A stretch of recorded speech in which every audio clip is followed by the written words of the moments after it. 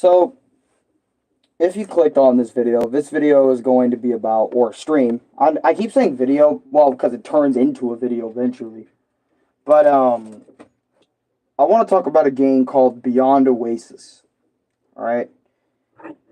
This is a game I remember I booted up my Sega Genesis Classics, the game I get whenever I play. Whenever I want to play like retro games, like that. So I booted it up, and I decided to give Beyond Oasis a play because I was looking for games in the Sega Genesis Classics collection, a shot. I wanted to try and see if there is something there for me. Is there any sort of video game thing, right? So I click on Beyond Oasis. I learn a little bit about the story and who I'm playing. I'm playing a dude named Ali, and he has this freaking, I think, legendary either knife or he has like a legendary arm bracelet freaking thingy.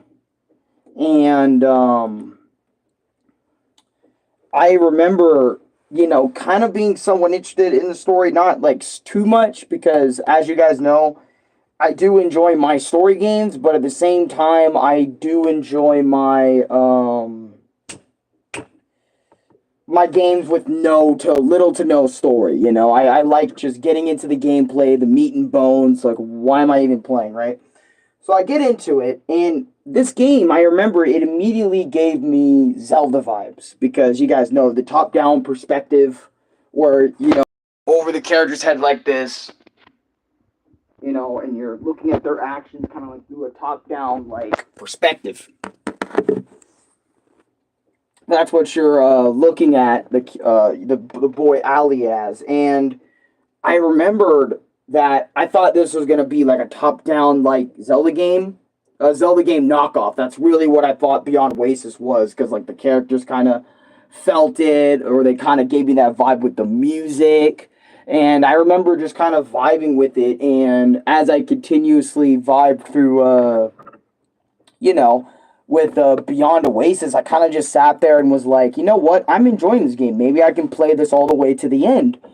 And, when I tried to play Beyond Oasis all the way to the end, a part of me was like, I want to play it to the end, but a part of me just keeps on getting, like, interested in something or not interested, and it's mainly due to just kind of like me with top-down games. Like, if you ain't like Super Mario RPG, where I'm already invested in the characters and shit, because, Mario, Bowser, Peach are there and stuff, then, I don't know, it's kind of hard for me to get into RPGs and really sit down and spend more than 20 minutes playing them. You know what I mean?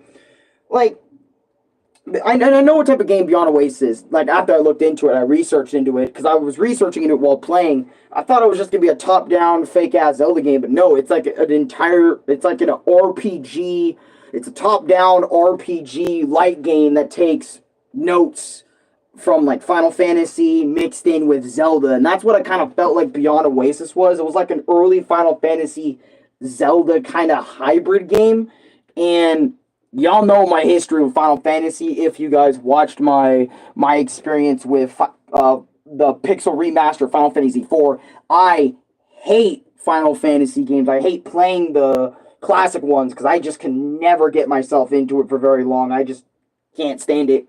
And you guys know my track record with Zelda games, the top-down ones. I'm never really all that good at them, you know what I mean? So that's why I just kind of sucked, and I kind of just stand cleared from Zelda very, very often. I don't really play Zelda all that much either. So when I tried to continue playing this game, not thinking of it as just a fake-ass Zelda Final Fantasy hybrid, I did beat, like, one temple. I think it was the water temple in, like, this sort of pseudo-cave-ish, like, dungeon-like area thing. It was strange. I don't know how to talk about it all that much without really hello, Tanya, how you doing? But yeah, it was like this weird sort of like cave dungeon thing. One of the weirdest things I've experienced in a minute, and after a while, like I said, I kind of got a little uninterested and kind of stopped playing because Uh, to me, these type of games are just not it for me. And I just remember like sitting there kind of playing it, and I was just like, this game's okay at best. I don't know what to think of Beyond Oasis other than it being like a Final Fantasy. And you would think Final Fantasy Legend of Zelda hybrid, that sounds badass. It does, but for me, it's kind of the opposite of badass. It's kind of lame. I don't really enjoy it all that much. I don't really enjoy that type of stuff all that well unless you do it right. You know, in my opinion, Super Mario RPG is one of the few times it does get it right. But hey, I digress. I digress. What game you talking about? I'm talking about Beyond Oasis on the Sega Genesis. It is a game that not really a lot of people talk about it. I noticed it's not really a popular game in Sega Genesis.